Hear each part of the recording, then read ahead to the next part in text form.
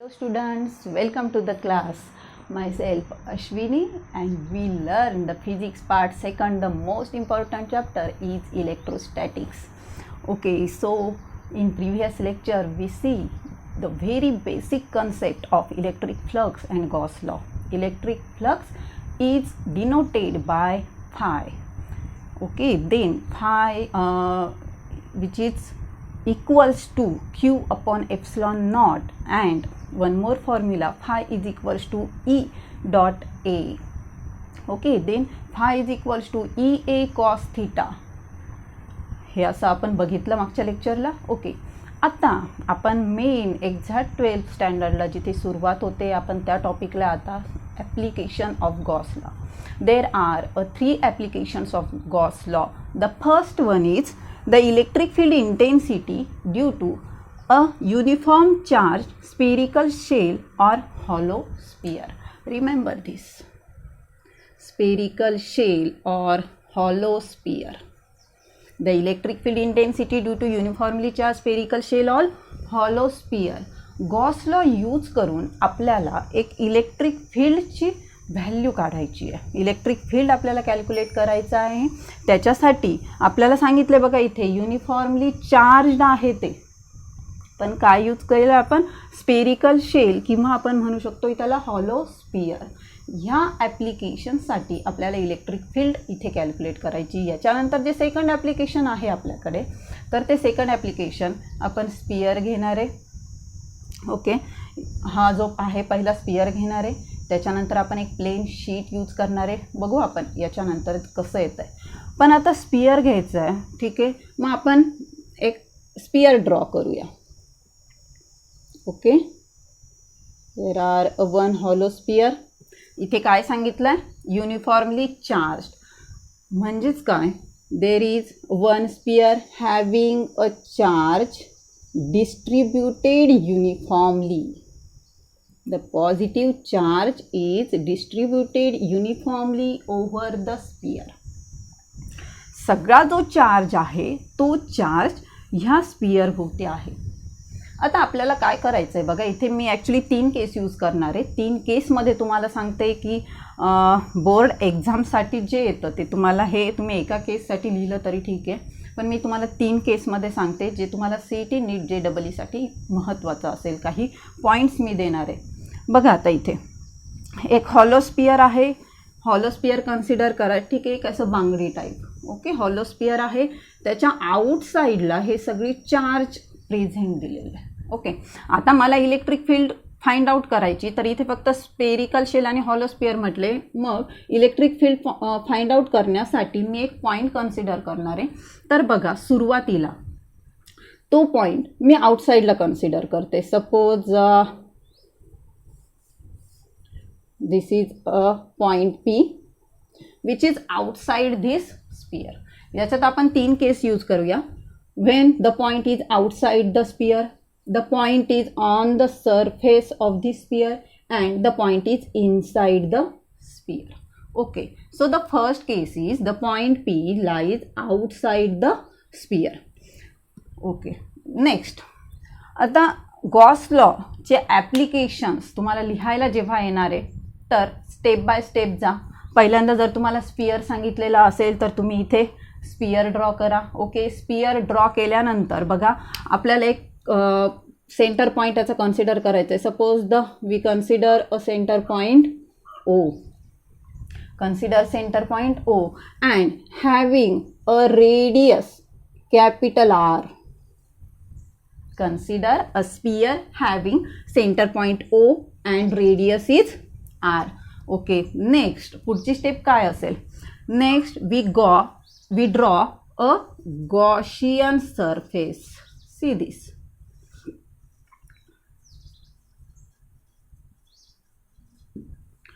We draw a one Gaussian surface. Okay, here what is mean by this Gaussian surface? Actually Gaussian surface means a one imaginary surface.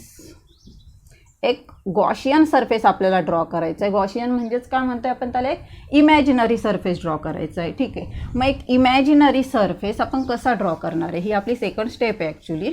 कुठलीही application लिहिताना ह्या step by स्टेपने तुम्ही जा, म्हणजे सोपं जाईल. आता पहिल्यांदा स्पियर काढला आहे, एक पॉईंट पी मी आउटसाईडला कन्सिडर केला आहे. मी जो गॉशियन सरफेस काढणार आहे तो गॉशियन सरफेस मी ह्या पॉईंटवरून ड्रॉ करते. बघा, गॉशियन सरफेस म्हणजे एक इमॅजिनरी सरफेस, आणि तो इमॅजिनरी सरफेस आपल्याला अशा प्रकारे ड्रॉ करायचा आहे की त्याची इलेक्ट्रिक फील्ड ही कुठेही चेंज होणार नाही. प्रत्येक पॉईंटसाठी इलेक्ट्रिक फील्ड ही सेम असेल. एक कॉन्सन्ट्रिक गॉशियन सरफेस मी त्याला म्हणते. कॉन्सन्ट्रिक म्हणजेच का, हा जो मधला स्पियर आहे, ठीक आहे, हा जो मधला स्पियर आहे याच्या ज्या इलेक्ट्रिक फील्ड्स, आता बघा हे पॉझिटिव्ह चार्ज आहे, ठीक आहे, म्हणजे ह्या स्पियरपासून जर पॉझिटिव्ह चार्ज असेल तर स्पियरपासून ते जे ज्या इलेक्ट्रिक फील्ड्स लाईन्स असतात त्या कशा असतात रे, अशा आउटवर्डला असतात ना. ओके, ह्या इलेक्ट्रिक फील्ड लाईन्स ह्या सगळ्या कशा असणार आहे, आपल्या आउटवर्डला असणार आहे. मग आता ज्या इलेक्ट्रिक फील्ड लाईन्स ह्या चेंज नाही झाल्या पाहिजे, जी इलेक्ट्रिक फील्ड आहे ही कुठल्याच पॉईंटला चेंज नाही झाली पाहिजे, असं आपल्याला एक कॉन्सन्ट्रिक गॉशियन सरफेस ड्रॉ करायचा आहे, म्हणजे एक इमॅजिनरी सरफेस ड्रॉ करायचा आहे. सो तो जो आहे तो मी कुठून ड्रॉ केला आहे, पॉईंट पी पासून. Suppose the point P, wait, मी इकडे रेडियस आर दाखवते, capital R. Okay, so this point P is at a distance R from the centre. Small R घेतला आहे आता मी इथे. पहिला जो आपला स्पियर मेन कोणता आहे, हा पॉझिटिव्ह चार्जवाला स्पियर आहे, ठीक आहे. त्याच्यानंतर एक गॉशियन सरफेस ड्रॉ केला मी. हा जो आहे हा काय आपला गॉशियन सरफेस. गॉशियन म्हणजेच काय, इमॅजिनरी सरफेस आहे. Okay, let the point P is on the Gaussian surface having radius R. Okay, इथपर्यंत आहे. ओके, ठीक आहे. आपल्याला आता याच्या पुढे काय करायचं बघा, ॲप्लिकेशनमध्ये वन बाय वन जे आपण बोलतोय ते सगळं तुम्ही नोट डाऊन करत जायचं, स्टेप बाय स्टेप. तुम्हाला तुमच्या बोर्ड एक्झामसाठीचं जे आहे मटेरियल ते रेडी होऊन जाईल, आणि make your on notes. Okay, so here is point P. Okay, point P. Now consider a small area ds is around this point P. ह्या स्पियरवरती जो कॉन्सन्ट्रिक गॉशियन सरफेस आपण ड्रॉ केला आहे त्या कॉन्सन्ट्रिक गॉशियन सरफेसवरती एक पॉईंट पी आहे, आणि त्याच्या अराउंडला मी एक स्मॉल एरिया ds कन्सिडर करते. बघा इथे. ओके, हा जो आहे एक स्मॉल एरिया कन्सिडर केला आहे. किती तो एरिया, ds इतका कन्सिडर केलेला आहे. ओके, आपली नेक्स्ट स्टेप आहे का आपल्याला इलेक्ट्रिक फील्डची डायरेक्शन आणि एरिया व्हेक्टरची डायरेक्शन दाखवायची असते. आता पूर्ण स्पियरचं directly electric field find out करणं अवघड होतं, म्हणून आपण काय करतोय, एक छोटे छोटे छोटे छोटे एरियाज कनेक्ट करतोय, म्हणजे आपल्याला नंतर इंटिग्रेशन घेता येतं. मग आता बघा इथे मी स्मॉल एरिया ds हा इथे घेतलेला आहे, आणि आता मला पुढच्या स्टेपमध्ये काय करायचं आहे, मला इलेक्ट्रिक फील्ड आणि एरिया व्हेक्टरची डायरेक्शन दाखवायची आहे. मला सांगा, कालच्या लेक्चरला आपण बघितलं होतं एरिया व्हेक्टरची जी डायरेक्शन असते ती कशी असते. Area vector is always perpendicular to the surface. Area vector हा सरफेसला कसा असेल, परपेंडिक्युलर. ओके, बघा मग आता इथे आपण बघितलं इलेक्ट्रिक फील्ड. बघा रे, ह्या पॉईंटपासून इलेक्ट्रिक फील्ड कशी असते, अशी आउटवर्डला ऑल डायरेक्शन ना. इलेक्ट्रिक फील्ड जर एक पॉईंट चार्ज असेल, फक्त एक सिंपल चार्ज आपण कन्सिडर केला, तर त्या चार्जवरती इलेक्ट्रिक फील्ड कशा असतात, या आउटवर्ड डायरेक्शनला. ठीक आहे, मग बघा आता हा जो पॉझिटिव्ह चार्ज आहे, ठीक आहे, ह्या पॉझिटिव्ह चार्जपासून ह्या पॉईंटपासून इलेक्ट्रिक फील्ड कुठे येते, just outside. Okay, so this is the electric field E. Okay, जी आपल्याला कॅल्क्युलेट करायची आहे. इलेक्ट्रिक फील्ड आहे ई, आपण इकडे दाखवली. बरं, आता इथला एरिया जो आहे, एरिया व्हेक्टर कसा असेल ह्या सरफेसला, परपेंडिक्युलर, म्हणजे त्याची पण डायरेक्शन कुठे येते, like this. Area vector ds हा पण कोणत्या डायरेक्शनने येतोय, सेम इथे. ठीक आहे, आता पॉईंट चार्ज आहे इथे म्हणून सोपं जातंय. बघा इथे जरी आपण तो एरिया कन्सिडर केला असता, बघा इथे जर हा पॉईंट पी जर कन्सिडर केला असता, ठीक आहे, याची इलेक्ट्रिक फील्ड तुमची इकडे आली असती. ओके. आता हा सरफेस इथे म्हणजे याचा जो एरिया व्हेक्टर आहे तो पण कुठे येणार आहे, सेम लाईनवरती ds. ठीक आहे, तुम्ही कुठेही पॉईंट पी कन्सिडर करू शकता, पण आपण केस काय ठेवली, फक्त आउटसाइड द स्पियर असं ठेवलेलं आहे. Okay.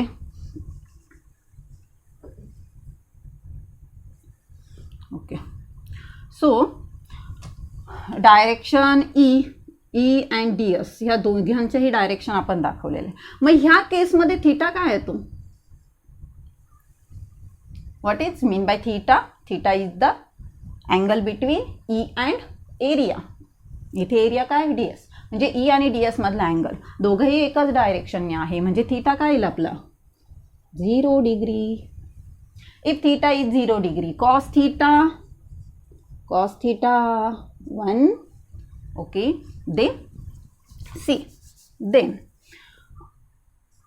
Vector E dot vector ds which is equals to e ds cos theta. Okay, then cos theta is equals to 1 which is equals to e ds. Simple. E ds is equals to e ds cos theta. Theta is equals to 0 degree. Cos theta is equals to 1. Okay, so this is next. आता आपल्याला flux काय असेल, suppose the net flux is d phi which is equals to. Okay, net flux. आता small area ds consider केलेला आहे, त्याच्यामुळे जो flux घ्यायचा आपल्याला ds आहे म्हणून इथे आपण घेतला आहे d phi. तो किती येतो मग, ई ds इतका येतो. ठीक आहे, बघा ना, flux actually phi is equals टूच आपण हे लिहितो ना, phi is equals to E dot D S cos theta E D S. Net flux म्हणजे मी स्मॉल एरियासाठी म्हणून डी फाय म्हटलं आहे. D phi is equals to तुमचं येतं ई डॉट डी एस असं येते. ठीक आहे, मग आता बघा याच्या पुढे आपल्याला जायचं आहे. मी इथेच लिहिते खाली. ठीक आहे, आता बघा याच्यानंतर आपल्याला काय करायचं आहे, मेन आपण स्टेप बाय स्टेप जातोय. गॉशियन सरफेस ड्रॉ केल्यानंतर सगळ्यात महत्त्वाचं म्हणजे आपल्याला ई आणि डी एस ह्या दोघांची डायरेक्शन फाइंड आउट करता आलं पाहिजे. थीटा अँगल फाइंड आउट करता आला पाहिजे.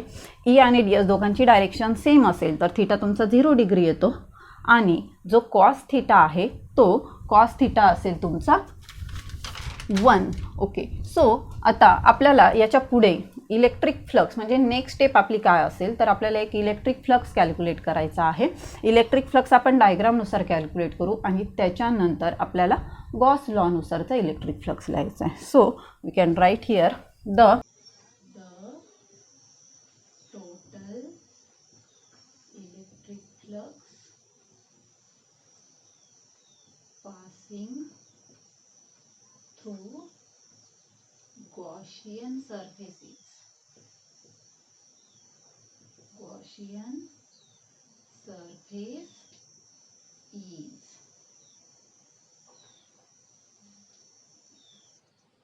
phi is equals to integration of what, E dot ds vector means E ds cos theta. Okay, electric फ्लक्सचा फॉर्म्युला काय, phi is equals to integration of E D S cos theta, आणि इथे theta काय दिलेला आहे 0 degree and cos theta is equals to 1. Therefore phi is equals to integration of E dot D s. Next phi is equals to. Okay, आता याच्यामध्ये constant term काय येईल, आपण ऑलरेडी म्हटलं आहे का इलेक्ट्रिक फील्ड जी आहे ती सेम असेल प्रत्येक पॉईंटसाठी. ठीक आहे, जो आपण कॉन्सेंट्रिक गॉशियन सरफेस ड्रॉ केलेला आहे त्याच्या प्रत्येक पॉईंटसाठी इलेक्ट्रिक फील्ड ही काय येते, कॉन्स्टंट सेम असते. Therefore E take outside integration of D s. Then tell me what is the integration of D s. बघा इथे आपण कालही सांगितलं होतं मी, जे इंटिग्रेशन ऑफ डी एस म्हणजे काय, हा जो पार्ट आहे डी एस, असे सगळे डी एस असे सगळे डी एस एकमेकांना कनेक्ट करून एक पूर्ण स्पियर तयार होतो. ठीक आहे, म्हणजे इंटिग्रेशन ऑफ डी एस म्हणजे काय, over area of this sphere. मग एरिया काय असेल स्पियरचा तर E into 4 pi R square. Right, phi which is equals to E in bracket 4 pi r square. Okay, याला मी इक्वेशन नंबर 1 म्हणते. आता इथपर्यंत डायग्रामवरून मला इलेक्ट्रिक फ्लक्स मिळालं आहे. आता मला काय काढायचं आहे तर गॉस थेरमनुसार इलेक्ट्रिक फ्लक्स कॅल्क्युलेट करायचा आहे. So therefore according to we know that according to Gauss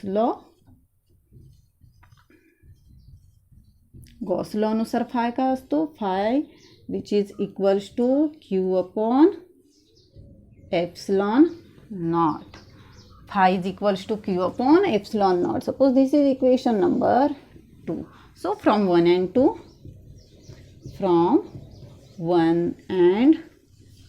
okay, from 1 and 2, q upon epsilon naught which is equals to E 4 pi r square. Okay, q upon epsilon naught is equals to E 4 pi r square. आपल्याला calculate काय करायचं आहे, electric field.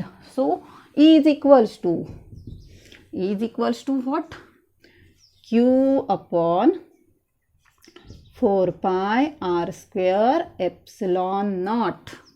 Remember this. This is the electric field intensity due to uniform charge, spherical shell or hollow sphere. याच्यासाठीची ही आपली electric field आलेली आहे epsilon not. आता बघा इथपर्यंत ही चालेल, पण याच्या पुढेही जर तुम्हाला चार्जची व्हॅल्यू नसेल, ठीक आहे, टोटल चार्ज असेल पण तुम्हाला जर चार्ज डेन्सिटी दिलेली असेल तरी पण तुम्ही कॅल्क्युलेट करू शकता. चार्ज डेन्सिटी म्हणजे कसं बघा, ऑलरेडी आपण 11th झालं आहे आपलं चार्ज डिस्ट्रीब्युशन. 3 टाईप्सचे चार्ज डिस्ट्रीब्युशन आहे, linear charge, surface charge and volume charge. Linear charge, surface charge and volume charge. बघा लिनियर चार्ज डेन्सिटी जी आहे ती तुम्ही डिनोट्स करता lambda. Next surface charge density जी आहे ती तुम्ही डिनोट्स करता सिग्माने, आणि व्हॉल्यूम चार्ज डेन्सिटी जी आहे ते तुम्ही डिनोट्स करता रोने. तर बघा इथे हे पण महत्त्वाचं आहे का तुम्हाला समजलं पाहिजे नेमकी कुठला सरफेस यूज केलेला आहे. आता इथे काय आहे, सरफेस स्पेरिकल शेल और हॉलो स्पियर यूज केलेला आहे, म्हणजे इथे एक सरफेस यूज केलेला आहे. तर लिनियर केव्हा घेतो आपण, म्हणजे लॅम्डा आपण केव्हा घेणार आहे, लॅम्डा केव्हा येणार आहे लिनियर चार्ज डेन्सिटी, जेव्हा इथे एखादी लेंथ दिलेली असेल तुम्हाला तर तुम्ही लिनियर चार्ज डेन्सिटी कन्सिडर करू शकता. किंवा एक रिंग म्हटलेलं असेल, रिंग पण तुम्हाला स्पियर सारखंच दिसेल. रिंगला काय असणार आहे, आपण रिंग म्हणजे त्याची टोटली लेंथ कन्सिडर करणार आहे, त्याच्यामुळे रिंग असेल तर तिथे तुम्ही लिनियर चार्ज डेन्सिटी घ्या. पण स्पियर असेल, सरफेस असेल, म्हणजे हॉलो जर दिलेलं असेल मेटल तर तुम्हाला कन्सिडर करायचं आहे तिथे सरफेस चार्ज डेन्सिटी जी तुम्ही डिनोट्स करताय सिग्माने. मग आठवत असेल तुम्हाला का सरफेस चार्ज डेन्सिटी जी आहे, मी इथे लिहिते the sphere having surface charge density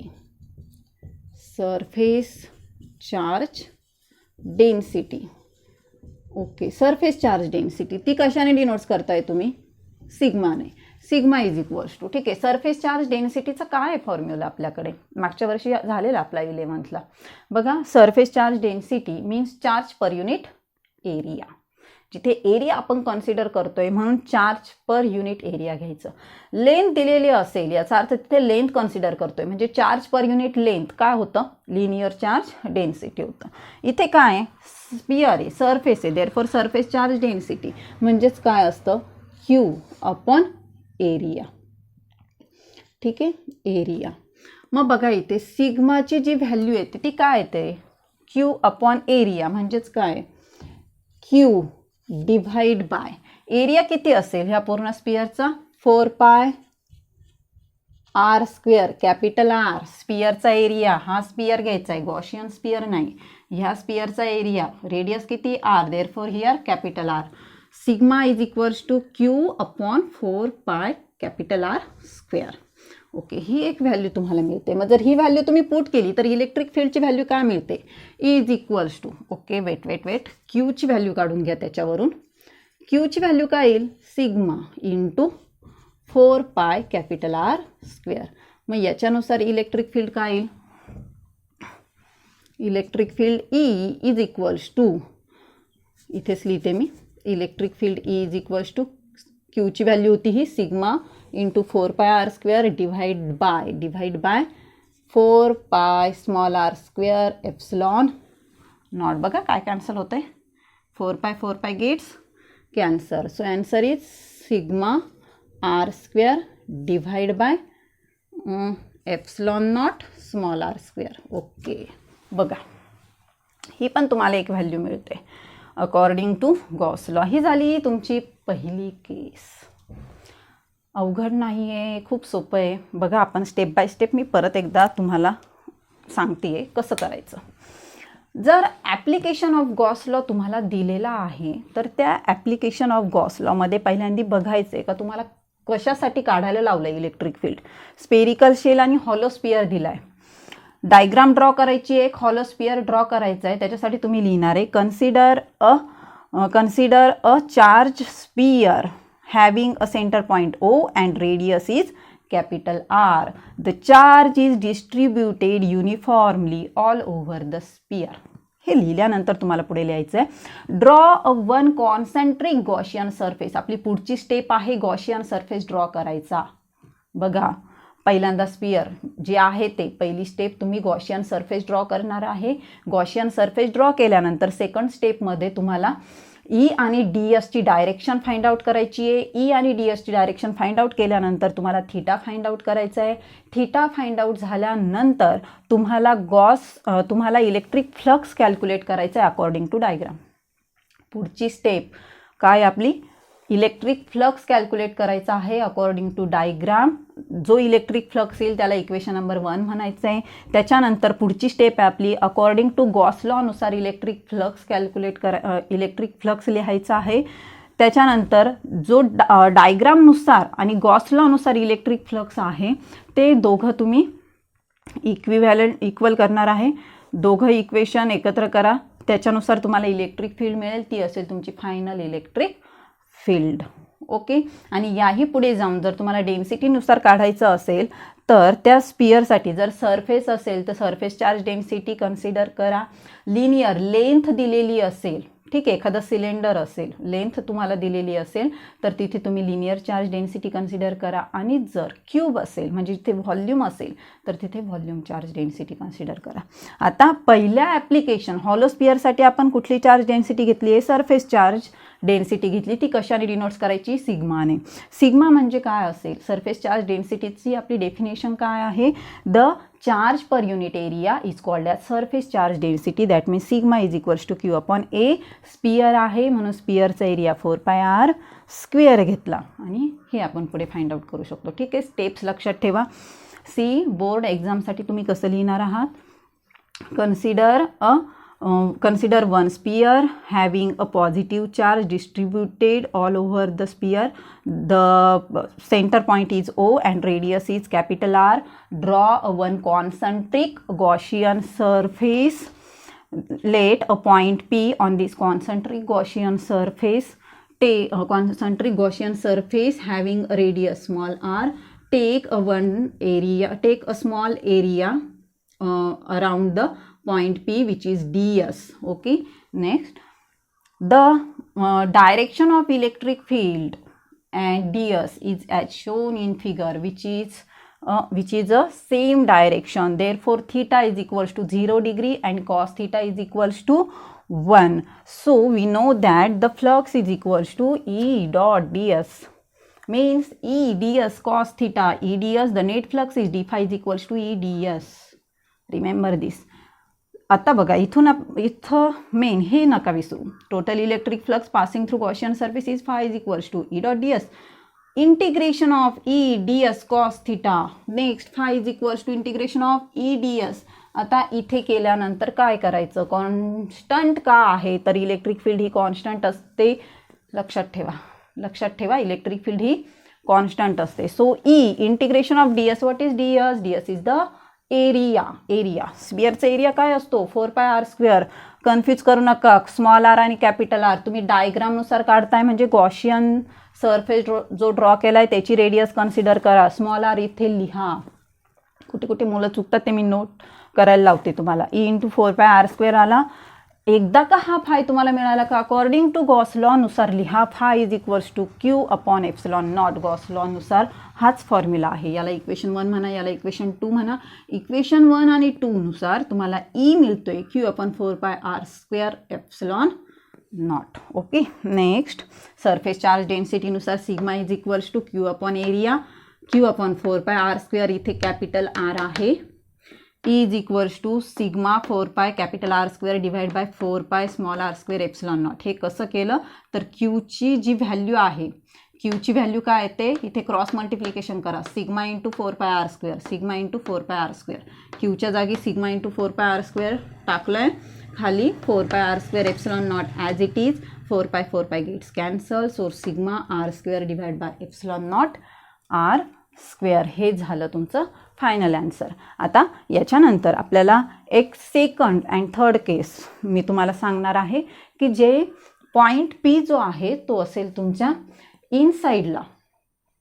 हा जो स्पियर आहे त्याच्या इनसाईडला किंवा जो स्पियर आहे त्याच्या एक्झॅक्ट स्पियरवरतीच पॉईंट पी आपल्याला घ्यायचे आहे. तर ह्या केस आपल्याला बघायचे आहे. एकदा तुम्ही हे पॉज करा आणि नोट डाऊन करा. Okay, let see the 2 cases. बघा आत्ताच आपण काढला E is equals to Q upon 4πr² epsilon naught and E is equals to sigma R² epsilon naught R². असे 2 प्रकारे फॉर्म्युला येत आहेत. जर तुम्ही डेन्सिटी यूज करत असाल तर हा फॉर्म्युला लिहा. If density is not used, if only charge is used, then E is equals to Q upon 4πr² epsilon naught. हा फॉर्म्युला यूज करा, कुठल्याही फॉर्म्युल्याने येईल. त्याच्यानंतर आता बघा आपण पहिल्यांदा पी आउटसाईडला कन्सिडर केलेला होता स्पियरच्या. आता मी पी कन्सिडर करते इनसाईडला. Okay. If P point is on the surface of sphere. See this case first. The point P placed on the surface of sphere. On the surface of sphere. बघा आता point P हा आउटसाईडला नाही आहे. आउटसाईडला असेल तर आपण गॉशियन सरफेस ड्रॉ करतोय. आता तो ऑन द स्पियर आहे. स्पियरवरतीच जर घेतला. बघा आता इथे स्मॉल एरिया DS कन्सिडर करायचा आहे. ठीक आहे. मग हा आता हाच स्पियर आहे. गॉशियन सरफेस पण ह्या पॉईंट पी वरतूनच येणार म्हणजे सेम असणार आहे. मग याच्यासाठी रेडियस वेगळी आहे का. मग अशी आपण स्मॉल r रेडियस घेतली होती ना पॉईंट पी पर्यंत, कारण पॉईंट पी हा आउटसाईडला होता. आता पॉईंट पी हा ह्या सरफेसवरती म्हणजे इथे रेडियसची व्हॅल्यू काय येईल, small r is equals to काय असेल, कॅपिटल R. आणि जर small r is equals to capital R असेल तर इलेक्ट्रिक फील्ड काय येईल, E is equals to Q upon, बघा इथे क्यू अपॉन 4π. ह्या स्मॉल r ऐवजी आपल्याला काय लिहायचं आहे, capital R. That means 4π capital R² epsilon naught. Okay. आणि अजून जर इथे जर आपण स्मॉल r ऐवजी जर कॅपिटल R टाकलं तर R² कॅन्सल होऊन जाईल आणि E इज इक्वल्स टू काय येईल, फक्त sigma upon epsilon naught. Okay. हे झालं केस फर्स्टसाठी. आता केस सेकंड मी सांगते तुम्हाला. केस सेकंड बघा आता आउटसाईडचं झालं, ऑन द सरफेस झालं. आता आपल्याला कन्सिडर करायचं आहे if point P is inside the sphere. Let point P is inside the charge sphere. Charge स्पियरच्या इनसाइडला आपल्याला पॉईंट पी कन्सिडर करायचं आहे. सपोज तो पॉईंट पी मी इथे कन्सिडर केला. ठीक आहे, इनसाइड द स्पियर. आता पॉईंट पी कन्सिडर केल्यानंतर आपण काय करतो, गॉशियन सरफेस ड्रॉ करतो. गॉशियन सरफेस कसा येईल रे मग इथे, अशा प्रकारे हा गॉशियन सरफेस आपण ड्रॉ करू. ठीक आहे, गॉशियन सरफेस ड्रॉ केला आपण इथे. त्याच्यानंतर आता इथे आपल्याला ई आणि DSच्या डायरेक्शन बघायचे आहे. पण एवढं सगळं करायची गरज नाही आहे. मला सांगा इथे चार्ज प्रेझेंट आहे का. हा जो गॉशियन सरफेस आहे या गॉशियन सरफेसमध्ये चार्ज प्रेझेंट आहे का. चार्ज कुठे, ह्या स्पियरच्या आउटसाईडला आहे ना. इथे ह्या स्पियरवरती चार्ज आहे. आउटसाईडचा जो मेन स्पियर आहे आपला त्या स्पियरवरती चार्ज आहे. त्याच्या इनसाईडला चार्ज आहे का, नाही. It is a hollow sphere. इनसाईडला कुठल्याही प्रकारचा चार्ज नाही. मग जर चार्ज नसेल म्हणजे जर क्यू तुमचा जर 0 असेल, जर तिथे चार्जच प्रेझेंट नसेल तर तिथे इलेक्ट्रिक फ्लक्स पण राहणार नाही. म्हणजेच तिथे इलेक्ट्रिक फील्ड पण काय असेल, 0. हे लक्षात ठेवा MCQसाठी. The electric field inside the charge sphere is 0, कारण तिथे चार्ज प्रेझेंट नाही आहे. काल पण मी तुम्हाला सांगितलं होतं इलेक्ट्रिक फ्लक्सच्या कन्सेप्टमध्ये का इलेक्ट्रिक फ्लक्स कसा असेल. When it is inside the body and just outside the body there is no electric flux, flux is equals to 0. अशा प्रकारे कॅल्क्युलेट करायचं आहे. सो आपण एक समरी काढूया तुम्हाला लक्षात ठेवण्यासाठी. ठीक आहे. त्या समरीसाठी आपल्याला काही 3 पॉईंट्स घ्यायचे. म्हणजे if point P is outside the sphere, outside the charge sphere. Okay, charge outside the charge sphere, then E is equals to, ईचा जो फॉर्म्युला आलेला होता तुमचा, तो काय फॉर्म्युला आलेला होता, Q divide by 4 pi epsilon not R square. Q divided by 4 pi epsilon naught R square. Next, if P on the charged surface, P point is on the charged surface. जर charge सरफेसवरती असेल तर काय होईल, E is equals to, charge सरफेसवरती म्हणजे small r ची value capital R, that means Q upon 4 pi epsilon naught capital R square. And third one is P inside the charged sphere. जर चार्ज स्पियरच्या इनसाइडला असेल तर E इज इक्वल्स टू 0. खूप सोपं आहे. ह्या सगळ्याच्या सगळ्या कन्सेप्ट तुम्ही नोट डाऊन करून घ्या. आता बघा, हे झालं आत्ताशी आपलं first application of Gauss law. Electric field intensity due to uniformly charge spherical shell all hollow sphere. हे इथपर्यंत आहे सगळं. आणि ही जी समरी दिलेली आहे ही समरी तुम्ही कॉम्पिटिटिव्ह एक्झाम पॉईंट ऑफ व्ह्यूने लक्षात ठेवायची आहे. आणि बोर्ड एक्झामला जे दिलं आहे हे सगळं तुम्ही नोट डाऊन करून घ्या. And remember, make your on notes. आता पुढच्या लेक्चरला आपण राहिलेले 2 ॲप्लिकेशन्स घेणार आहोत. तोपर्यंत तुम्ही सगळं याची रिव्हिजन करा. ते पण खूप सोपे आहे, सेम याच्या